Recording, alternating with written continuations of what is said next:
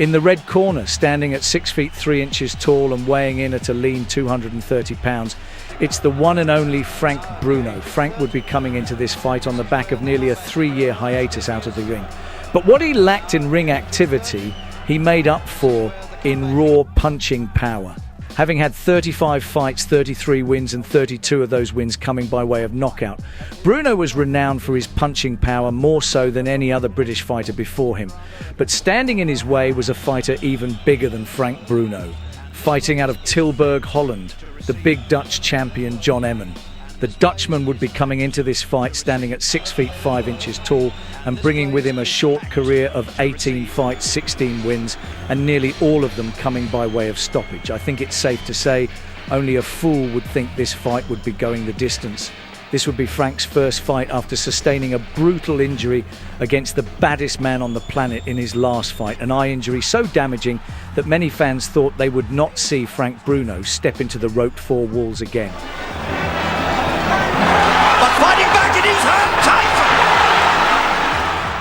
Frank Bruno, born in London's West End, was already a household name in British boxing.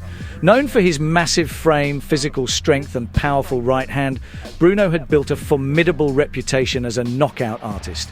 He had turned professional in 1982 and quickly gained attention by winning his first 21 fights by knockout, becoming one of the most feared punchers in the heavyweight division. However, by the time of the John Emman fight, Bruno's career had reached a crossroads. In March 1984, Bruno suffered his first defeat in the professional ranks, a stoppage loss to the experienced American heavyweight bone crusher Smith. This defeat exposed some weaknesses in Bruno's game, particularly his stamina and ability to handle pressure late in fights. Despite this setback, Bruno remained a fan favourite, and his popularity only grew as he continued to rebuild his career with a series of wins.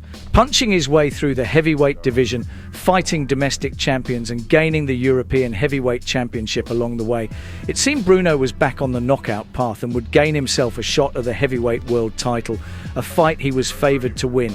Although Bruno put up a spirited performance, the champion Witherspoon eventually stopped him in the 11th round.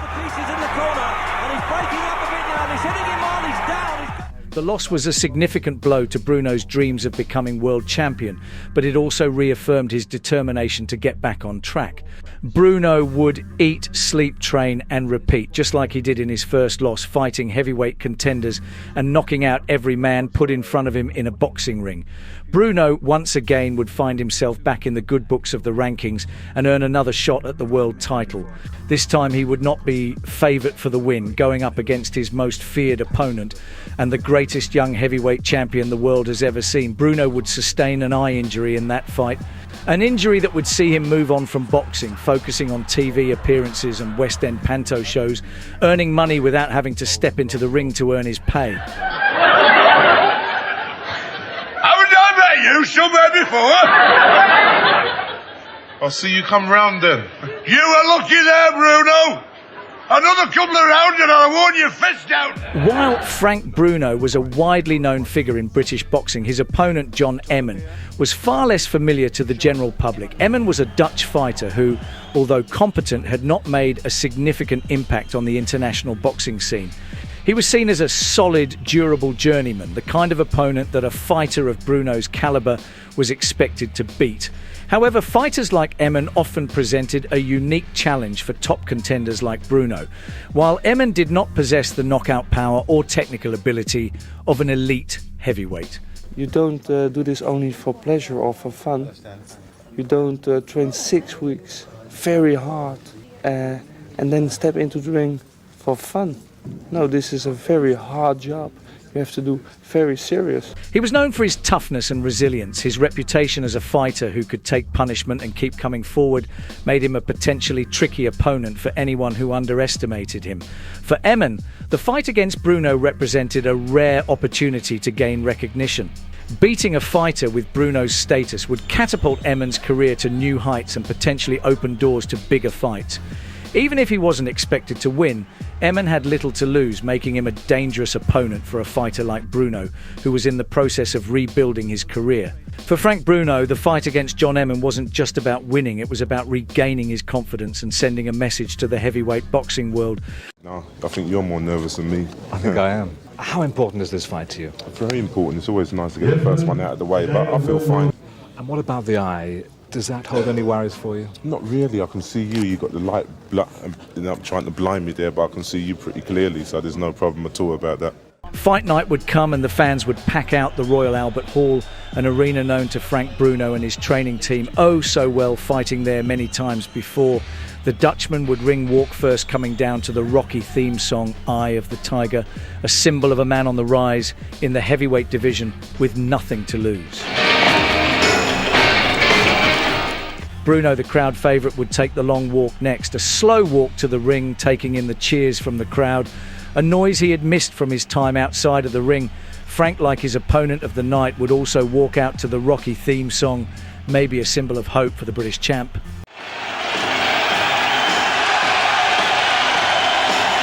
Bruno versus Emman. Of these two men, there's something about his physical presence that makes him look almost...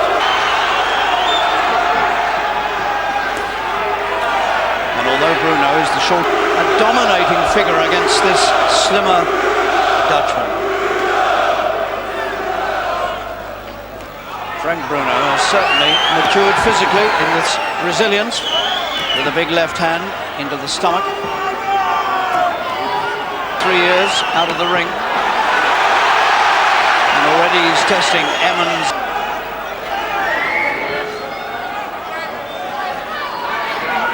Never easy to come back after a long time out of competition. And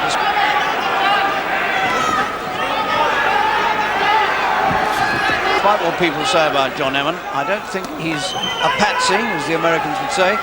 He's here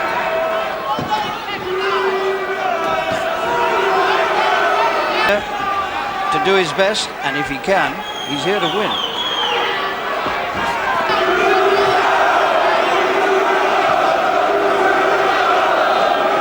Whatever to throw the punches.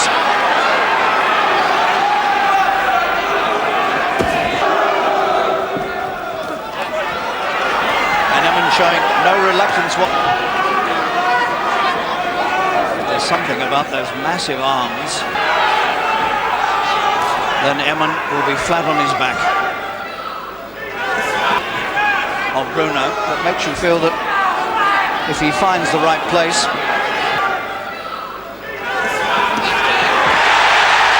Well, he's on. Right hand. Everything how well Emman can take a punch. And Frank has... Now that is not right. And Frank a little bit too eager to hit him when he's down. Complaining. The left leg seems to be giving him trouble there. And Mr. Van, the referee, is trying to get the Dutchman to his feet. And Emman is... And I do hope we're not going to have all this end in a farcical situation. He's complaining that we're going to have a disastrous ending here. That there's something wrong with his left leg. And I've got a horrible feeling. And Mickey Van is now giving him perhaps the strongest lecture he's ever had in the ring about hitting too eager. Frank's not a dirty fighter, never was. But it tends to show the sort of pressure there is, and this time a left hand. And I think that will put everything, and both legs have gone, and Mickey Van is waving it all over as the beyond any possible doubt. What a left hand that was, and this time Bruno has won in 3 minutes flat. A controversial win for the British star, but Bruno wouldn't care. He was back to winning ways. We leave you with one question. Are you an old school boxing fan? If so, give that subscribe button a Frank Bruno straight right. I've been Frank Monroe here at Below the Belt Boxing. Take care.